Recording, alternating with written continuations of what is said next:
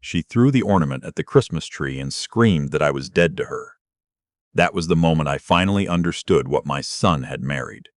Let me back up. I'm 63 years old. I spent 31 years working as a structural engineer for a mid-sized firm in Columbus, Ohio. I retired 2 years ago with a clean pension, a paid-off house, and what I thought was a decent relationship with my only son.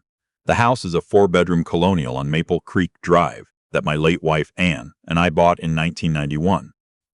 We raised our son there. I painted every room twice. I built the deck in the backyard with my own hands over 3 weekends in the summer of 2003. That house means everything to me. It is the last place Ann ever felt at home before the cancer took her.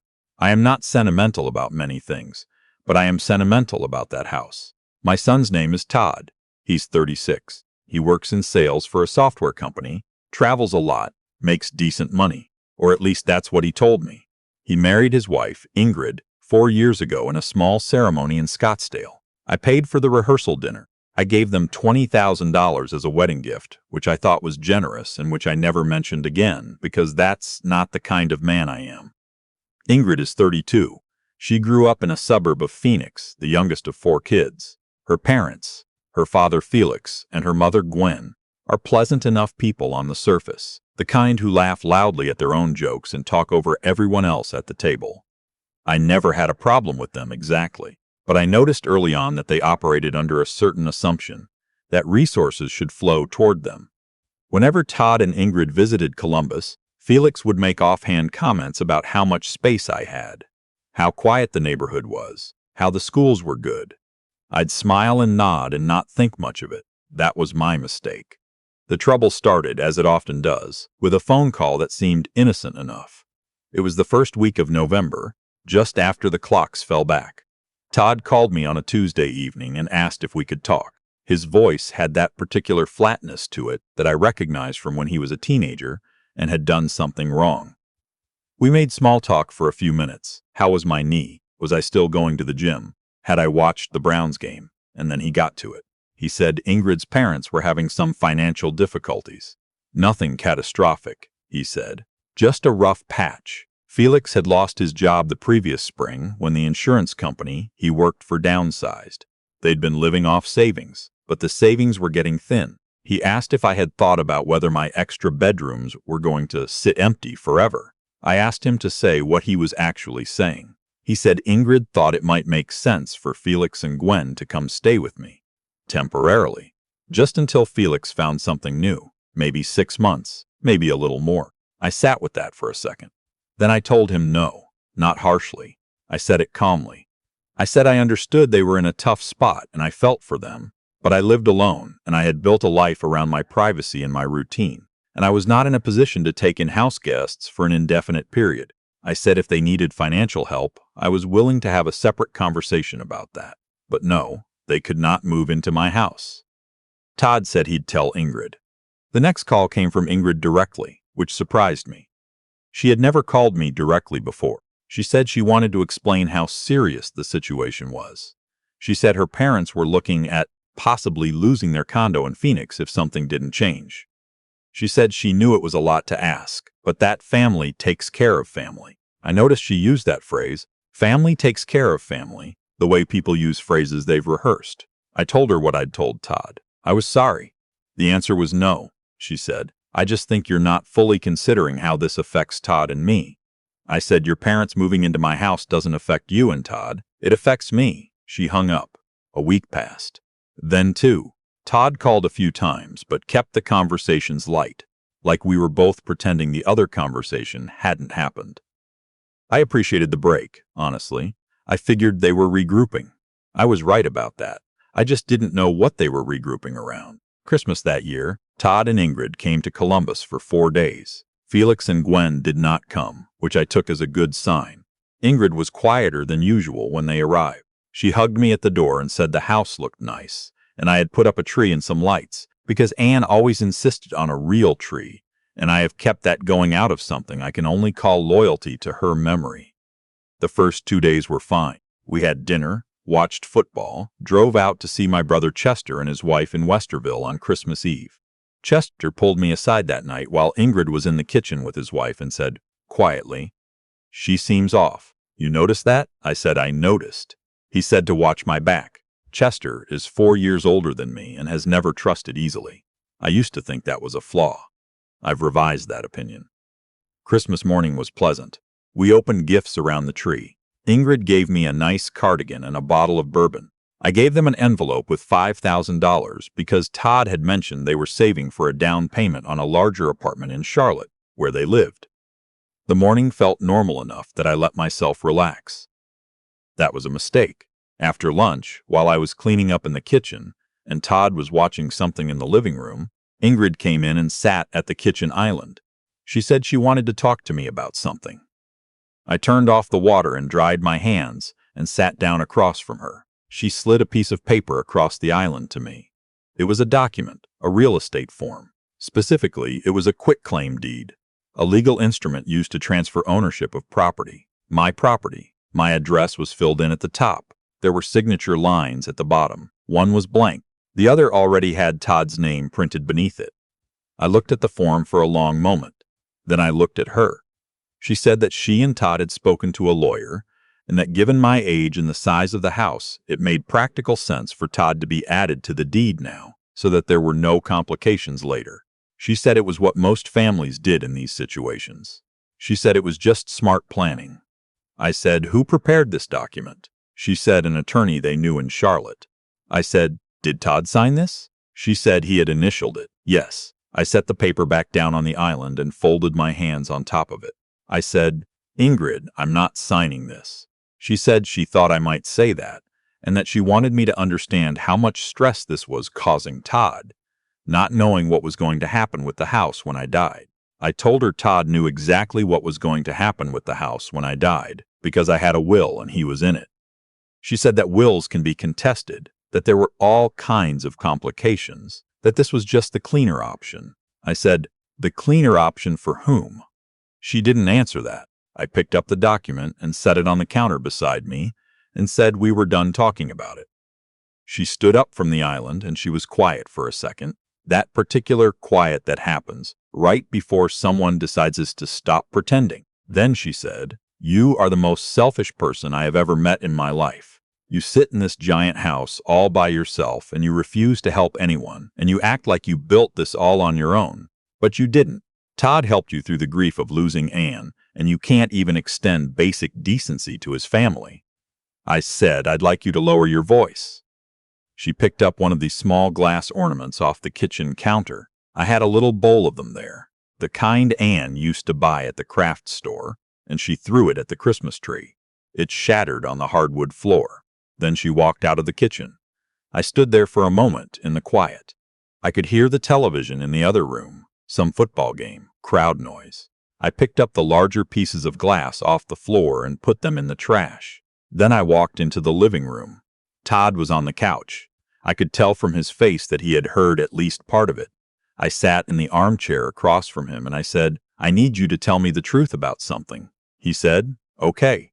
I said, "How long have you been planning to put your name on my house?" He looked at the floor. He said they had just been thinking about it for a few months. He said it wasn't a big deal, it was just practical. He said Ingrid thought it would give them more security. I said, "Security from what?" He said, "From the uncertainty. You know, if something happens to you." I said, "Something is going to happen to me eventually." "That is true. And when it does, my attorney will handle the estate exactly as I have instructed her to. That is the system that exists for this exact situation." I paused. "I want to know if this was the plan coming in this week, before Christmas." He didn't answer for a long time. Then he said, "It wasn't like that." I said, "Todd, was this the plan?" He said, "Ingrid thought Christmas would be a good time, that you'd be in a good mood." I sat with that for a moment. The television was still on behind him. A referee was throwing a flag on the field. I said, "I need to make a phone call. Please give me a few minutes." I went upstairs to the bedroom that Anne and I shared for 22 years, and I called my attorney. Her name is Patricia Wren. Wait, no, her name is Lorene Marsh. She has handled my estate planning for 11 years. She did not answer because it was Christmas Day, but I left her a detailed voicemail. Then I called Chester. Chester answered on the second ring. I told him what happened. I told him about the quitclaim deed. the ornament, the conversation with Todd. He was quiet while I talked. When I finished, he said, "Do you remember what Dad used to say? He used to say, 'Watch what people do when they think they have leverage over you. That tells you everything.'" I said I remembered. He said, "What do you need?" I told him. The next morning, the 26th, I came downstairs at 7. Todd and Ingrid were still asleep. I made coffee and sat at the kitchen island, and I went through my files. I am an engineer by training, and I am organized by habit. I keep records of everything: bank statements, property tax records, insurance documents, correspondence. I had been keeping records of something else, too, for the past 3 months, since the first conversation Todd had with me about Felix and Gwen moving in. I am not a suspicious person by nature, but I do pay attention, and there were things I had noticed. In September, a bank I did not recognize had sent a piece of mail to my house. It was addressed to me, but had been forwarded from a P.O. box address I did not own. I had called the bank and discovered that a home equity line of credit application had been submitted in my name against my property. It had been denied. My credit profile apparently didn't match whatever information they'd been given, but it had been submitted. I had not submitted it. I had contacted Lorene quietly in October, and she had advised me to document everything and not to confront anyone until we understood the scope of what we were looking at. She connected me with a fraud investigator. By the time Todd and Ingrid walked through my door on December 23rd, I had a fairly clear picture. The HELOC application was not the only thing. There had been 2 other credit inquiries against my Social Security number in the past year, one in August, one in October. Neither of them was mine. Someone had also made a change of address request with the USPS for my property that had redirected a portion of my financial mail to a Phoenix area P.O. box for approximately 6 weeks before I noticed and reversed it. I had the investigator's report. I had copies of every document, and I had, on the advice of Lorene and the investigator, quietly installed a small audio recorder in my kitchen 3 weeks before Christmas. Ohio is a one-party consent state. I had been a party to the conversation that happened yesterday afternoon. I had it on recording. I poured my second cup of coffee when I heard footsteps on the stairs. Todd came into the kitchen first. He looked like he hadn't slept. He said, "Good morning." I said, "Good morning." I asked if he wanted coffee. He said yes. I poured him a cup and set it on the island, and we sat there in the particular silence that exists between people who both know something needs to be said. He said, "I'm sorry about yesterday." I said, "I know." He said, "Ingrid gets worked up. She's under a lot of pressure with her parents' situation." I said, "I understand that." I paused. "Todd, I need to ask you something directly, and I need you to answer me directly. Do you know about the credit applications in my name?" He looked up at me. I said, "The home equity line of credit, the credit inquiries in August and October, the mail forwarding to the Phoenix P.O. box." The color left his face in a way I will not soon forget. He looked like a man who had been expecting a test and suddenly realized the test had already been graded. He said, "I don't know what you're talking about." I said, "Todd." He put down his coffee cup. He said that wasn't supposed to go that far. The P.O. box was just so we could see what was coming in, so we'd know what the financial situation looked like. Nobody stole anything. I said, "Redirecting my mail without my knowledge or consent is a federal offense. Submitting a credit application in my name without my authorization is identity theft. These are not gray areas." He started to say something and I held up my hand. I said, "I need you to listen to me now, not as your father who is upset, as someone who has spent the last 3 months working with an attorney and an investigator." I told him about the audio recording. I told him about the documentation. I told him that Lorene had already been in contact with the Franklin County Prosecutor's Office and that there was an open case. He put his face in his hands. Ingrid came downstairs 20 minutes later. I was still sitting at the island. Todd was still sitting across from me, staring at his coffee cup. She walked in, read the room, and looked at Todd. She said, "What's going on?" I said, "Good morning, Ingrid. Please sit down." She stayed standing. She looked at Todd and said, "What did you tell him?" I said, "He didn't tell me anything I didn't already know." I slid a manila folder across the island to her. "This is a summary of what my attorney and the fraud investigator have documented over the past 3 months. The mail forwarding request is on page 2. The HELOC application's on page 4. There's a contact name and number for the prosecutor's office on the last page. She opened the folder. She closed it. She looked at me with something I can only describe as calculation, like she was still trying to find an angle. She said, "We never actually took anything." I said, "The attempt is sufficient. The intent is documented." She said, "You would do this to your own son?" I said, "My son would do this to his own father." Nobody said anything for a long time after that. A car went past outside. The refrigerator hummed. I told them that Lorene would be in contact with them after the new year. I told them that what happened next would depend significantly on how cooperative they were. I told them that no decisions had been finalized, that I was not trying to destroy anyone's life, but that I was also not going to pretend this hadn't happened, or sign a single document under pressure, or allow my home or my finances to be managed by anyone other than me. I told them I'd like them to leave that day. Todd started to cry.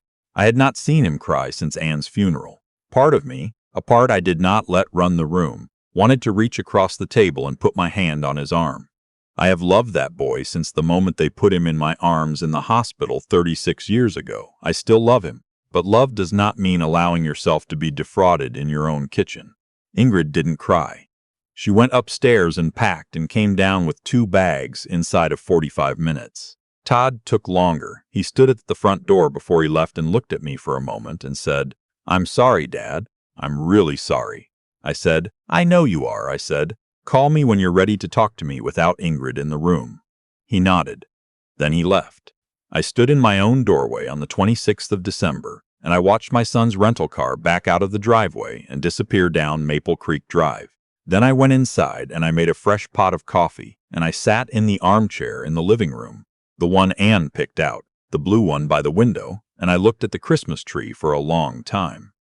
The investigators had told me that Felix and Gwen had no documented involvement. Whether that was true, or whether it would remain true once the attorneys started making calls, was yet to be seen. Lorene told me the following week that Todd had already retained his own counsel, which she said was actually a good sign. It meant he was taking it seriously, rather than hiding. It has been 6 weeks since Christmas. Todd called me 3 times in January. The first 2 times I let it go to voicemail. The third time I answered, we talked for 40 minutes. It was the most honest conversation we'd had in years, and it was painful in every way an honest conversation between a father and son can be painful. He told me things about his marriage that I wish I didn't know. I told him things about my grief and my loneliness that I had not told anyone since Anne died. We didn't resolve anything, but we talked. I don't know what comes next. The prosecutor's office is still reviewing. Lorene says the outcome will likely depend on what restitution looks like and whether anyone is actually willing to fully cooperate. I have made clear that my priority is my property and my financial security, not revenge. But I have also made clear that I will not be signing anything, transferring anything, or allowing anyone, including my son, to treat my home as a resource to be managed without my knowledge. I built that deck in the backyard. I painted every room twice. I brought Anne home from the hospital for the last time through that front door. That house is mine. It will stay mine until I decide otherwise. And I decided long ago that when I do decide otherwise, I want to do it clearly, freely, and with my own hand on the pen.